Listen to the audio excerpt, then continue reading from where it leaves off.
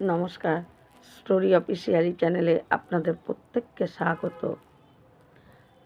গঙ্গার আর এক নাম জাহ্নবী কেন, এবং গঙ্গার জন্ম ভগবান বিষ্ণুর চরণ থেকে, সেটা আমরা প্রত্যেকেই জানি। কিন্তু কোন সময় কেমন করে জন্মটা হয়েছিল সেটাও বলবো। গঙ্গার আর এক নাম ভাগীরথী। আর এই ভাগীরথী নাম কেন হয়েছিল? গঙ্গা স্বর্গে ছিল, পৃথিবীতে ছিল না, কিন্তু গঙ্গাকে এনেছে ভগীরথ, এটাও আমরা সবাই জানি। কিন্তু ভগীরথ কেন আনার প্রয়োজন হয়েছিল? এতটা কষ্ট করে, এত তপস্যা করে এবং সমস্ত কিছু রাজপাট ত্যাগ করে ভগীরথ শুধুমাত্র সারাটা জীবন এই গঙ্গাকে আনার পেছনে তার যে পরিশ্রম, যে কষ্ট করেছিল, কেন করেছিল? আজকে আমরা এই প্রশ্নের উত্তরগুলো নিয়ে আলোচনা করব এবং আশা করি প্রত্যেকের ভালো লাগবে। প্রথমেই এটা আমাদের জানতে হবে যে রামায়ণ, মহাভারত, শ্রীমদ্ভাগবত, বিষ্ণু পুরাণ, প্রত্যেকটা পুরাণের মধ্যে কিন্তু গঙ্গার উল্লেখ আছে, গঙ্গার নাম উল্লেখ আছেই। আর মহাভারতে তো গঙ্গার সম্বন্ধে আমরা প্রত্যেকেই জানি যে পিতামহ ভীষ্ম এবং তার যে মা, সেই হলো গঙ্গা, এবং তার এই পৃথিবীতে, গঙ্গার এই পৃথিবীতে এই জন্ম নিয়ে এবং শান্তনুর সঙ্গে এটাও একটা কাহিনী আছে। কিন্তু গঙ্গার আর এক নাম জাহ্নবী কেন, আজকে এগুলো নিয়েই বলবো। ভগবান বিষ্ণুর চরণ থেকে গঙ্গার উৎপত্তি এটা আমরা জানি, কিন্তু কখন? যখন ভগবান বিষ্ণু বামন অবতার হয়েছিল, যখন ভগবান বিষ্ণু বামন অবতার হয়ে বলির কাছে 3 পা ভূমি চেয়েছিল, আর এই 3 পা ভূমিতেই ভগবান সব কিছু মেপে নিয়েছিল। যখন স্বর্গ মাপার জন্য সেই পাটা ভগবান উঁচুতে উঠিয়েছিল, বিরাট পা, স্বর্গে যায় যখন সেই পা, আর সেই পায়ের থেকে জল পড়ছিল, আর সেই জল ব্রহ্মা কী করে তার কমণ্ডলের মধ্যে রেখে দেয়, আর এই কমণ্ডলের জলই কিন্তু গঙ্গা। আর ভগবান চরণ থেকে যেই জল উৎপত্তি, সেই জলের পবিত্রতা নিয়ে কোনো কিছু বলার নেই, এবং পবিত্রতা সম্বন্ধে, এই গঙ্গা জলের পবিত্রতার সম্বন্ধে ভাষায় বলার মতো এমন কোনো কিছু নেই। তাই ভগবানের বিষ্ণুর চরণ থেকে গঙ্গার তখন ওই কোমণ্ডলে জল রাখে, আর সেই কোমণ্ডলের জল যখন ঢালে এবং তখন গঙ্গার উৎপত্তি হয়। আর ওই গঙ্গা পৃথিবীতেই নদী হয়ে গোটা স্বর্গেই সে ঘুরে বেড়াতো, গোটা স্বর্গেই একটা নদী হয়ে গোটা স্বর্গটাকে সে আনন্দে কলকল করে, এবং দেবতারা সেই নদীতে স্নান করে, এবং দেবতারা সেই নদীতে স্নান সব কিছু তারা করত, কিন্তু গঙ্গা কোনো মর্তে ছিল না। কিন্তু ওই রামের যে বংশ, ভগবান রাম, ত্রেতা যুগে যে ভগবান রামচন্দ্র যে বংশে জন্মগ্রহণ করেছে, সূর্য বংশ, আর এই সূর্য বংশের যে তখন ভগবান রামের যে পূর্বজ যে রাজা ছিলেন, তখন সেই রাজার নাম হলো সাগর রাজা। এতটা বীর বিক্রম ছিল সেই রাজা, কিন্তু সেই রাজার নাম শুনেই প্রত্যেকে মানে ভয় পেয়ে যেত। দেবতারা সুদ্ধা এই সাগর রাজার সম্বন্ধে তাদেরও অনেক, তার বীরত্বর কথা তার দেবতারাও জানতো। কিন্তু সাগর রাজার এই বীরত্বর মধ্যে সে অশ্বমেধ যজ্ঞ করবে বলে একটা পবিত্র ঘোড়া তিনি ছেড়ে দেন। আসলে অশ্বমেধ যজ্ঞের নিয়ম হলো একটা পবিত্র ঘোড়াকে ছাড়বে এবং সেই ঘোড়াটা প্রত্যেকটা রাজ্যের ঘুরে ঘুরে বেড়াবে। যেই রাজা তাকে আটকাবে, সেই রাজার সঙ্গে এই তাদের যুদ্ধ করে সেই রাজাকে পরাস্ত করে ঘোড়াটাকে নিতে হবে। আর যারা নাকি আটকাবে না, তারা তো ছেড়েই দিচ্ছে, তাদের সঙ্গে আর কোনো ব্যাপার না। কিন্তু ঘোড়াটাকে যখন ছাড়ে, তখন সেই ঘোড়াটা ইন্দ্র মনে মনে ভাবে যে সাগর রাজা একই এত বীর, এত বিক্রম, দেবতারা সুদ্ধা তার নামে এবং প্রত্যেকে তার বীরত্বর কথা জানে। তাই তার উপরে যদি সে অশ্বমেধ যজ্ঞ করে, তাহলে হয়তো আমার পথটাই চলে যাবে। তার এই গুণের জন্য আর এবং তার এই পুণ্য আত্মার জন্য আমার ইন্দ্রপদটা যদি তাকে দিয়ে দেয়, তার থেকে ভালো সে যাতে যজ্ঞ করতে না পারে। তাই সে কী করে, ইন্দ্র যখন দেখে যে ঘোড়াটা ছেড়ে দিয়েছে, ইন্দ্র কী করে সেই ঘোড়াটাকে চুরি করে। চুরি করে সেই ঘোড়াটাকে কপিল মুনি তিনি ধ্যান করছিলেন। কপিল মুনি ধ্যানে মগ্ন ছিল। কপিল মুনির ছোট্ট একটা কুটির ছিল, সেই কুটিরের মধ্যে ঘোড়াটাকে বেঁধে ইন্দ্র চলে আসে। এদিকে অনেক দিন ধরে সাগর রাজার যজ্ঞ করবে, কিন্তু ঘোড়া কিছুতেই ফিরে আসে না, ঘোড়াকে খুঁজে পায় না। তখন তার সাগর রাজার ছিল 60,000 পুত্র। এই 60,000 পুত্রকে বলে, যাও ঘোড়া খুঁজে নিয়ে আসো। সেই পুত্ররা তারা পাহাড় পর্বত এবং নানা জায়গায় তারা বিভিন্ন প্রান্তে খুঁজতে খুঁজতে ঘোড়াকে খুঁজে পায় না। বিভিন্ন প্রান্তে খুঁজতে খুঁজতে যখন কপিল মুনির আশ্রমের সামনে আসে, দেখে কপিল মুনি তো ধ্যানে, এই ঋষি তো একজন ঋষি, সে ধ্যান করছে, অথচ তার কুটিরের সঙ্গে তাদেরই ঘোড়াটা বাঁধা। তারা কি করে, বুঝতে না পেরে তারা কি করে, কপিল মুনিকে চোর চোর বলে নানা রকম অশব্দ তাদের কথা বলে। এবং শুধু কথা বলেই চায়নি, তার ধ্যান ভাঙানোর জন্য তাকে কি করে ঝাঁকাতে থাকে এবং তার উপরে তাকে মানে তার ধ্যান ভাঙানোর জন্য তার শরীর শুদ্ধা তারা স্পর্শ করে। কপিল মুনি কোনো কিছু না করে তিনি শুধু মাত্র তাকিয়েছেন, আর তাকানো মাত্র তার ওই 60,000 পুত্র সঙ্গে সঙ্গে ছাই হয়ে যায়। কারণ এত দিনের তপস্যা, কত বছর ধরে তিনি চোখ বন্ধ করিয়াছেন, আর সেই চোখ খুলে যখনই সেই 60,000 পুত্র তাকে নানা রকম অশব্দ, চোর নানা রকম কথা বলছিল, তখন যেই তিনি শুধু তাকিয়েছেন, না যুদ্ধ, না অভিশাপ, না কোনো কিছু, শুধুমাত্র তাকানোতেই তার তপস্যার শক্তিতে যে চোখে অগ্নি ঝরছিল, সেই অগ্নিতে তারা ভস্ম হয়ে যায়। এদিকে ওই তাদের ছেলেদেরকে খুঁজতে না পেয়ে যখন সাগর রাজা নিজেই আসে, ঘুরতে ঘুরতে তিনি দেখেন যে কপিল মুনির কুটিরের পেছনে স্তূপাকার ছাই পড়ে আছে। এই ছাইয়ের কথা জিজ্ঞাসা করতেই যখন সে জানতে পারে যে এই ছাই হলো তারই পুত্রদের ছাই।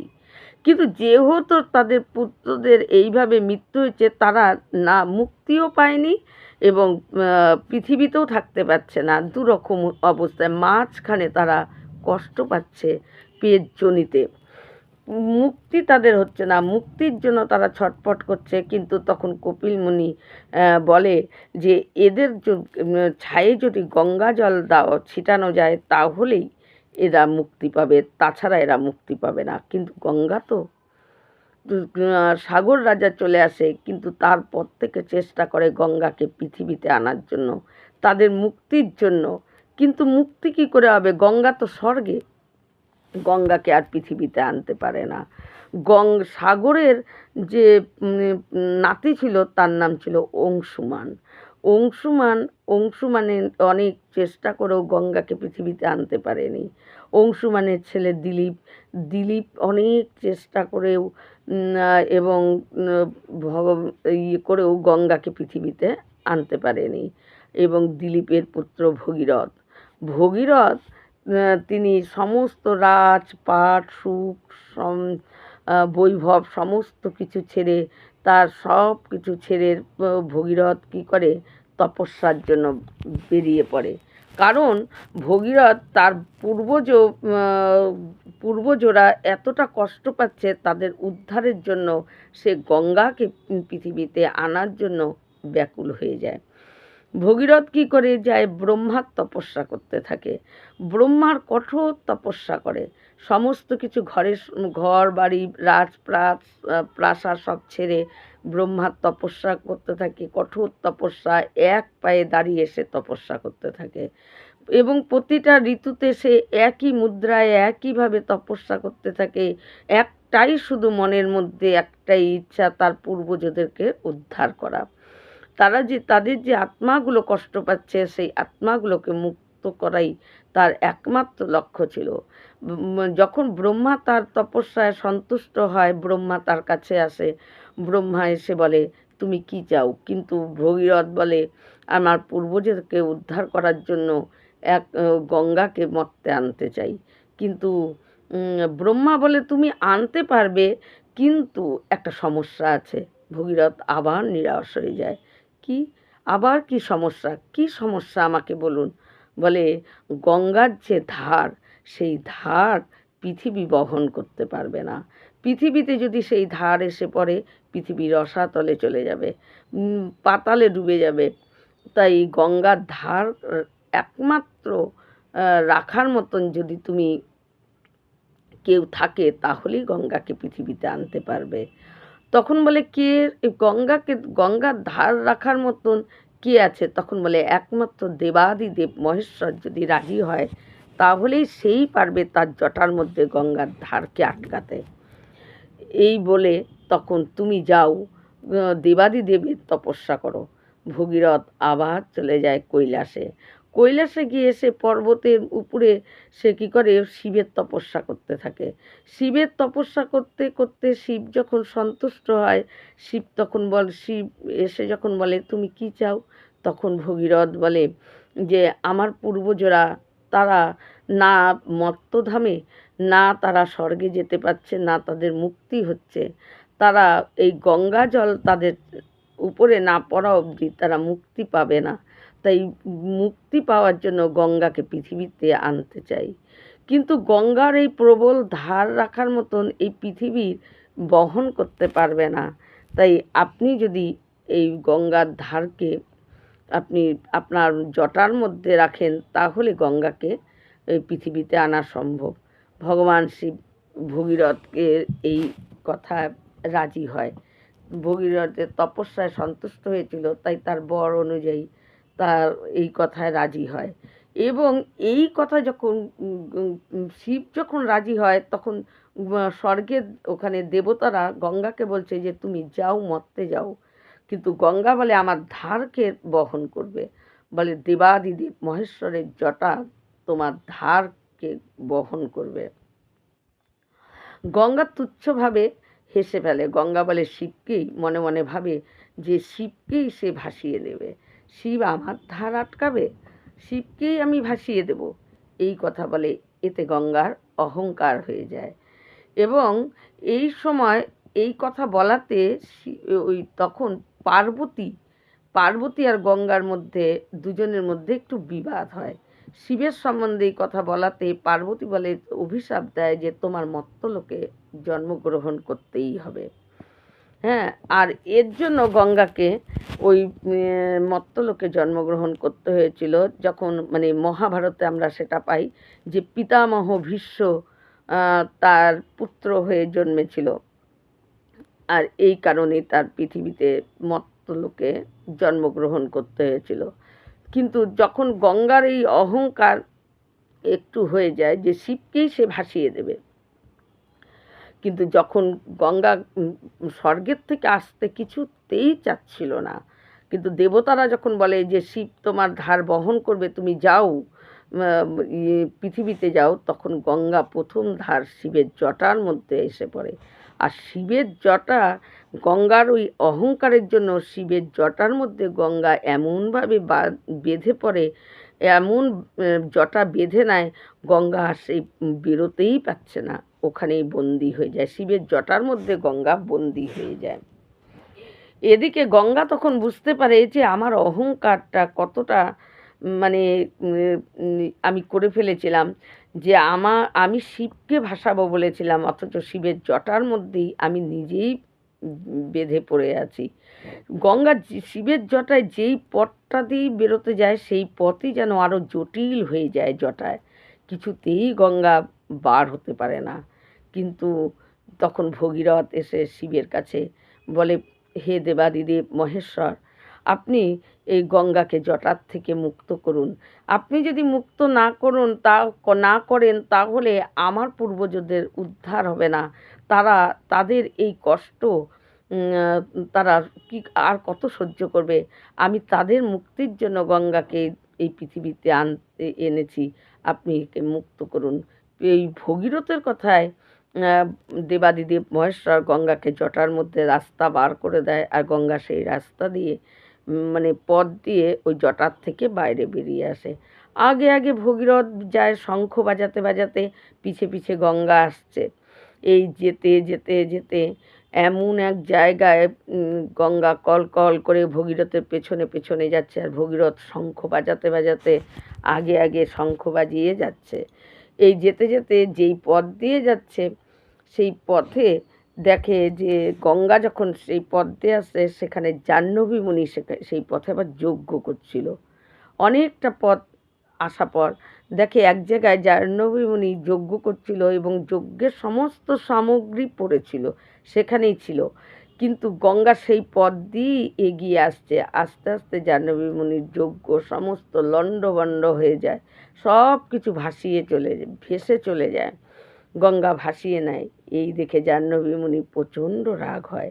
কি এত বড়, যে আমার যজ্ঞকে নষ্ট করে যজ্ঞের সামগ্রী সব ভাসিয়ে নিয়ে গঙ্গা জলে ভেসে চলে যাচ্ছে, এত বড় অহংকার, এত এই বলে সে কি করে, জাহ্নবী মুনি কি করে, এক চুমুকে গোটা গঙ্গাকে সে পান করে ফেলে। এবং ভগীরথ যখন আগে আগে যাচ্ছে, যেতে যেতে গঙ্গার শব্দ পাচ্ছে না, পিছন দিকে তাকিয়ে দেখে যে গঙ্গা কই, সে তো ওইখান যতটা নিয়ে এসছে ততটা পথই একেবারে ধুলোর মতন, ধুলো উঠছে। ভগীরথ তাকিয়ে দেখে যে সেই জাহ্নবী মুনিকে। ভগীরথ দৌড়াতে দৌড়াতে সেই মুনির কাছে যায়। মুনির কাছে গিয়ে তার চরণ জড়িয়ে ধরে বলে, হে মুনিবর, আমি আমার পূর্বজ যা যে কষ্ট পাচ্ছে তাদের আত্মাদের উদ্ধার হয়নি এবং তাদের এই মুক্তির জন্য আমি গঙ্গাকে নিয়ে যাচ্ছি। আপনি একে মুক্ত করে দিন, আপনি একে ছেড়ে দিন। তখন ভগীরথের দিকে যখন জাহ্নবী মুনি তাকায় তখন দেখে যে কতটা কষ্ট, চোখ দুটো লাল হয়ে আছে, কঠোর তপস্যা, শরীর ক্লান্ত, এই গঙ্গাকে আনার জন্য এত পরিশ্রম। কিন্তু তাকে দেখে তার মুনির হেসে ওঠে এবং মুনির খুব ভালো লাগে। তখন মুনি বলে ঠিক আছে, এবং মুনি কি করে, জাহ্নবী মুনি কানের মধ্যে, নিজের কানের মধ্যে স্পর্শ করে আর কান দিয়ে গঙ্গা বেরিয়ে যায়। তাই গঙ্গার আর এক নাম হয় জাহ্নবী এই কারণে। এরপরে যখন যেতে যেতে ওই পথ থেকে যেতে যেতে যেতে গঙ্গা কপিল মুনি আশ্রমের সামনে আসে, ভগীরথ আর গঙ্গা তার পিছে পিছে কপিল মুনির আশ্রমের সামনে আসে। কপিল মুনির আশ্রমে যখন সামনে আসে তখন সেই গঙ্গার কলকল করে সেই পবিত্র গঙ্গা জল ওই ছাইয়ের মধ্যে এসে সেই জল ছাইয়ের মধ্যে লাগে।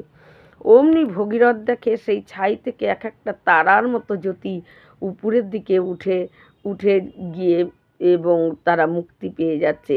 একের পর এক তারা, একের পর এক তারা, এই করতে করতে 60,000 তারা এরকম করে জ্বলন্ত তারা জ্যোতির মতন উপরের দিকে উঠে যাচ্ছে। এবং পরে সবাই ভগীরথকে তারা বলে যে আমরা মুক্তি পেয়ে গেছি তোমার এই গঙ্গার আনার জন্য। এবং তখন ভগীরথ পায় আর গঙ্গার আর এক নাম পড়ে ভাগীরথী।